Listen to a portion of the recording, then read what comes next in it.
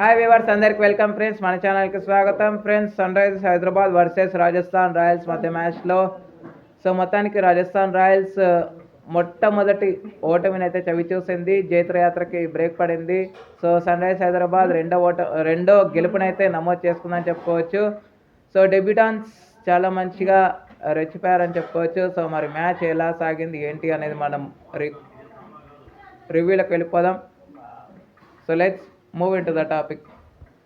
Hi hello viewers, అందరికీ welcome friends. మన ఛానల్కి స్వాగతం.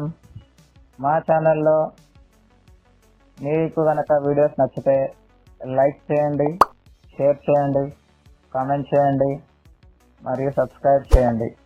మరిన్ని నోటిఫికేషన్స్ కోసం పక్కనే ఉన్న బెల్ ఐకాన్ని ఆల్ పైన ట్యాప్ చేయండి. ఆల్ పైన ట్యాప్ చేయడం ద్వారా మేము చేసే ప్రతి వీడియోలని, తాజా వీడియోలని నోటిఫికేషన్లో పొందగలరు.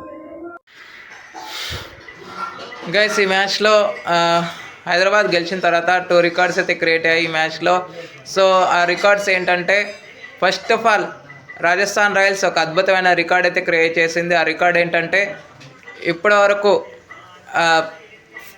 9 for 5 దగ్గర నుంచి మంచి పార్ట్నర్షిప్ అయితే జరిగింది.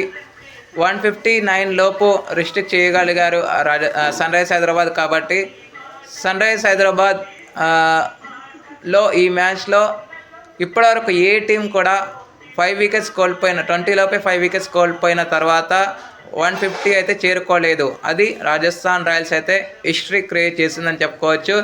అదేవిధంగా ప్రఫుల్ హింగే తను మొట్టమొదటి బౌలర్గా ఒక అద్భుతమైన హిస్టరీ క్రియేట్ చేశాడు. ఈ హిస్టరీని తాకాలి అంటే ఒక మిరాకిలే జరగాలి. అదేంటంటే, ఒక్కటే ఓవర్లో 3 వికెట్లు తీసుకోవడం, అది కూడా ఒక పరుగు ఇచ్చి తీసుకోవడం అనేది ఆషామాషి విషయం కాదు. అది ఆ రికార్డ్ని క్రియేట్ చేశాడని చెప్పుకోవచ్చు. ఇక ఏమాత్రం లేట్ చేయకుండా రివ్యూలోకి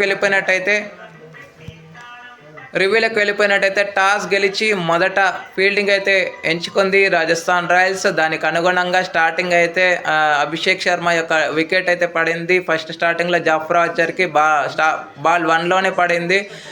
మంచి క్యాచ్ అయితే అందుకున్నాడు రవి బిష్ణోయ్. అక్కడ నుంచి మంచి పార్ట్నర్షిప్ అయితే జరిగింది.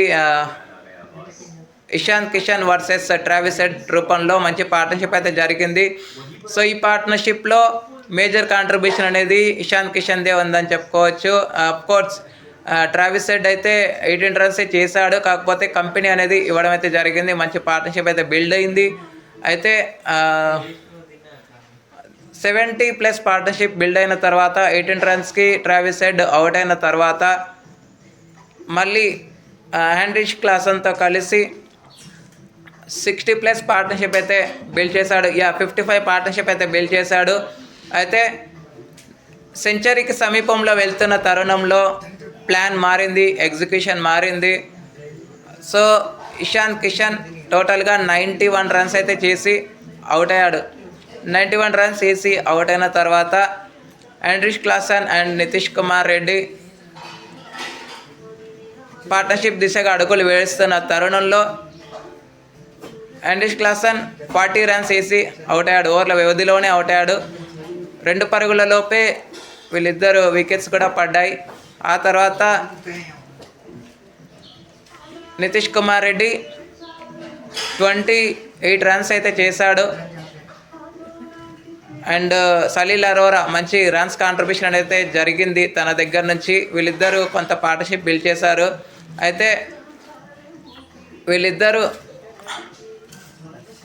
సలీల్ అరోరా లాస్ట్ వరకు ఉన్నప్పటికీ నితీష్ కుమార్ రెడ్డి మాత్రం 28 రన్స్ చేసి అవుట్ అయిన తర్వాత అనికేత్ వర్మ లేని రన్కి వెళ్ళి రన్అట్ అయ్యాడు. ఆ తర్వాత మొత్తం 200+ స్కోర్ చేయడంలో ముఖ్య భూమిక పోషించాడు సలీల్ అరోరా 24 రన్స్ అయితే చేసి.9 ఎక్స్ట్రాస్ అయితే ఇవ్వగలిగింది ఆర్ఆర్ అని చెప్పుకోవచ్చు. వికెట్స్ కనుక చూస్తే జాఫ్రా ఆర్చర్ మాత్రమే 2 వికెట్లు తీసుకున్నాడు. అదేవిధంగా తుషార్ దేశ్పాండే, రియాన్ పరాగ్ అండ్ జడేజాకు ఒక్కొక్క వికెట్ అయితే రావడం జరిగింది.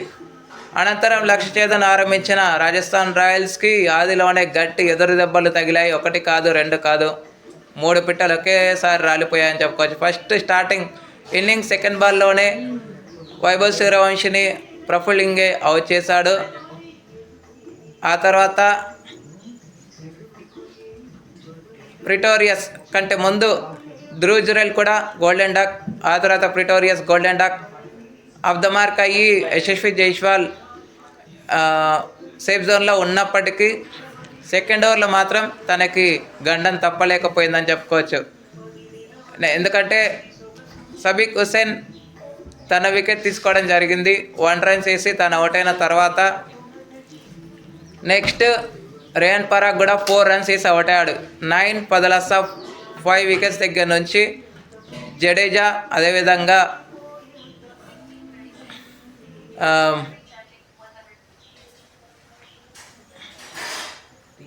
మంచి పార్ట్నర్షిప్ అయితే డానమన్ పెరేరా మంచి పార్ట్నర్షిప్ అయితే జరిగింది. 118 రన్స్ పార్ట్నర్షిప్ అయితే చేశారు.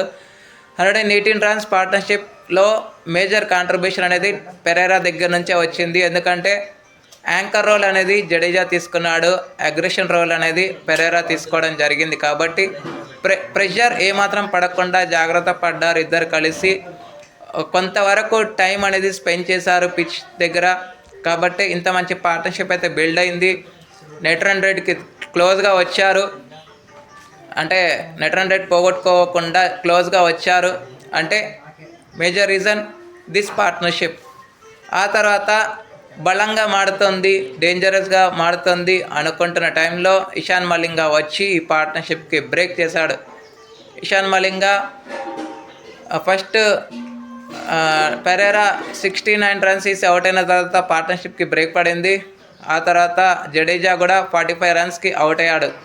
ఈ క్రౌండ్లో ఏంట్రా బాబు దగ్గర 90-80+ రన్స్తో గెలుస్తుందా అన్న ఊహాగానాలకు తెరదించినట్లయింది.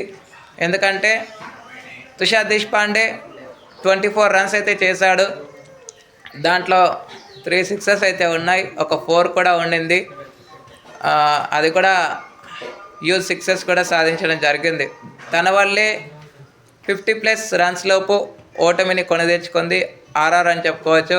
జస్ట్ ఎంటర్టైనింగ్ ఇన్నింగ్స్ అనే చెప్పుకోవచ్చు తుషార్ దేశ్పాండే దగ్గర నుంచి. సో తుషార్ దేశ్పాండే 24 రన్స్ వేసి నాట్అవుట్గానే ఉండడం అయితే జరిగింది. లాస్ట్లో ఒక వికెట్ మిగిలి ఉంది అనుకుంటున్న టైంలో 1 ఓవర్ మిగిలి ఉండగానే ఆల్అవుట్ అయితే చేయగలిగింది. ఇషాన్ మలింగా వచ్చి లాస్ట్ వికెట్ అయితే తీసుకోవడం జరిగింది. సో గైస్, ఇద్దరి మధ్య డెబ్యూటెన్స్ మధ్య 4 వికెట్లు అయితే పంచుకున్నారు ప్రఫుల్ ఇంగే అదేవిధంగా సబీక్ హుసేన్. ఆ తర్వాత ఇషాన్ మలింగాకి 2 వికెట్లు అయితే రావటం జరిగింది.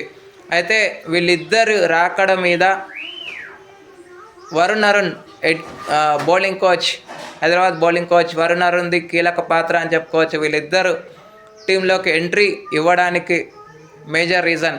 సత్ఫలితమే ఇంత మంచి రిజల్ట్ అయితే తెచ్చిపెట్టారని చెప్పుకోవచ్చు. ఎక్స్పీరియన్స్ ఉన్నటువంటి హర్షల్ పటేల్ని అదేవిధంగా జయదేవ్ ఉన్నత్కర్ని పక్కన పెట్టి మరీ వీళ్ళిద్దరిని తీసుకొచ్చి పెద్ద సాహసం చేశారు. ఆ సాహసానికి తగ్గట్టుగా ప్రతిఫలంగా సత్ఫలితం అయితే వచ్చింది, మంచి రిజల్ట్ అయితే వచ్చింది. ఒక్కొక్కసారి ఎక్స్పీరియన్స్ కూడా చెల్లుబాటు అవ్వకపోవచ్చు. ఎందుకంటే ఎవరికి అవగాహన లేని ప్లేయర్లని దించిన తర్వాత వాళ్ళ వ్యూహాలు, వాళ్ళ యొక్క బౌలింగ్ స్టైలు, వాళ్ళ యొక్క హయామ్ యాక్షన్ అన్నిటినీ పరిగణలోకి తీసుకున్న తర్వాతే అన్నిటికీ చెక్ పెట్టారని చెప్పుకోవచ్చు. అండ్ రిజల్ట్ ఏంటంటే Varun Arun happy, so Kavya Maran also happy, SRH fans also happy. సత్ఫలితంగా ఎస్ఆర్హెచ్ పాయింట్ టేబుల్స్లో 7th ప్లేస్ నుంచి ఏకంగా 4th ప్లేస్కి అయితే వచ్చారు. వాళ్ళకున్న నెగిటివ్ రన్ రేట్ మొత్తం పాజిటివ్లోకి అయితే వచ్చేసింది. ఇదే మొమెంటమ్ని క్యారీ ఫార్వర్డ్ చేస్తే మాత్రం విన్నింగ్ మొమెంటమ్ని టాప్ 2లోకి వచ్చినా ఆశ్చర్యపోవడం అవసరం లేదు. మరి వీళ్ళని కన్సిస్టెన్సీగా యూజ్ చేస్తారని కోరుకుందాం. అండ్ ఇకపోతే ఈ ప్రఫుల్ ఇంగే మాత్రం 10 ఫస్ట్ క్లాస్ క్రికెట్ మ్యాచెస్లో దగ్గర 20+ వికెట్స్ అయితే తీసుకున్నాడు. అదేవిధంగా సబీక్ హుసేన్ మాత్రం ఫస్ట్ క్లాస్ క్రికెట్లో 10 వికెట్లు అయితే తీసుకున్నాడు. 12 T20లో 10 మాత్రమే 16 వికెట్లు అయితే తీసుకున్నాడు. అయితే ఈ సబీక్ హుసేన్ అనే ఆయన కేకేఆర్ తీసుకుంది గతంలో, బట్ కేకేఆర్ అయితే ఆడించలేకపోయింది. తనని రిలీజ్ చేసిన తర్వాత ఎస్ఆర్హెచ్ వజ్రాయుధాన్ని మంచిగా వాడుకుంది. అది విషయం. ఇక player of the match award అయితే no doubt no surprise guys, ప్రఫులింగకే player of the match award అయితే వారించడం జరిగింది. ఎందుకు ఇద్దరి మధ్య 4 వికెట్స్ వచ్చాయి కదా, ఎందుకు ప్రఫులింగకి ప్లేయర్ ఆఫ్ ద మ్యాచ్ అనేది ప్రతి ఒక్కరికి డౌట్ వచ్చే ఉంటుంది. అదేంటంటే వైభవ్ సూర్యవంశిని ఆపడం, ప్రిటోరియస్ని ఆపడం, ధ్రువ్ జురెల్ని ఆపడం, మేజర్ డేంజరస్ వికెట్స్ తీసుకోవడం జరిగింది. కాబట్టి రియాన్ పరాగ్ని ఆపడం, ఈ నలుగురు ఎంత డేంజరస్ బ్యాటర్సో మనందరికీ తెలుసు. అందుకే తనకి player of the match award అయితే రావడం జరిగింది. ఎకనామికల్గా కూడా బౌలింగ్ చేశాడు, కాకపోతే లాస్ట్ ఓవర్లో కొంచెం రన్స్ అయితే తగిలాయి తనకి. సో 4 for 34 ప్రఫులింగే, 4 for 24 సబీక్ హుసేన్, 2 for 31 ఇషాన్ మలింగా. వీళ్ళు ముగ్గురు ముఖ్య భూమిక పోషించారు ఎస్ఆర్హెచ్లో. Okay friends, thank you. ఇక ఈరోజు match number 22 CSK versus KKR మధ్య మ్యాచ్ అయితే ఉండబోతుంది చెపాక్లో. సో మరి కేకేఆర్ ఇప్పటివరకు విన్నింగ్ మొమెంటంని అయితే క్యారీ ఫార్వర్డ్ చేయలేకపోతుంది. వాళ్ళకు వచ్చిన పాయింట్ అది కూడా వర్షం వల్ల రావడం అయితే జరిగింది. మరి మతిషా పతిరానా వస్తాడా లేదా ఈరోజు మ్యాచ్ తర్వాత మనకు తెలుస్తుంది. ఈరోజు మ్యాచ్లో మనకు తెలుస్తుంది.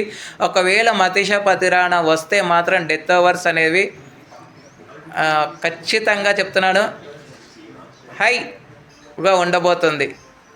అది కూడా సిఎస్కే మ్యాచ్లోనూ రావడం అనేది ఇంకా సూపర్. ఒకవేళ ఇదే జరగాలని అయితే కోరుకుందాం కేకేఆర్ పాయింట్ ఆఫ్ వ్యూలో. అండ్ సిఎస్కే వాళ్ళ యొక్క విన్నింగ్ మొమెంటంని క్యారీ చేయాలని అయితే కోరుకుందాం. Thank you friends. ఇలాంటి అప్డేట్స్ కోసం ఛానల్ని సబ్స్క్రైబ్, షేర్, లైక్, కమెంట్ చేయండి. మరొక అప్డేట్తో మీ ఉంటాను ఫ్రెండ్స్. అంతవరకు సెలవు, నమస్కారం.